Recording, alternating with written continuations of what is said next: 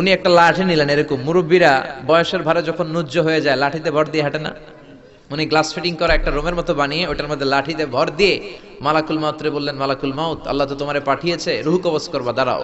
তার আগে আমি জিনদেরকে একটা অর্ডার করে, এই জিনেরা, তোমরা বাইতুল মুকাদ্দাসের নির্মাণ কাজ শুরু করো, যতক্ষণ আমি এখানে দাঁড়ায় থাকবো ততক্ষণ বাইতুল মুকাদ্দাস বানাইতে থাকবা।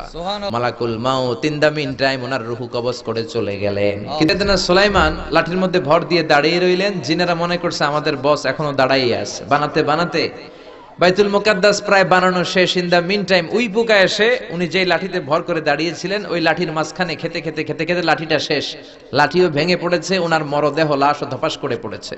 উনি যখন ধপাস করে পড়েছে জিনেরা বুঝতে পেরেছে আসলে তো বেঁচে ছিল না, এতদিন মরে গেছিল। আগে যদি জানতাম কাম থুইয়া দিতাম, কাজে ফাঁকি মারতাম।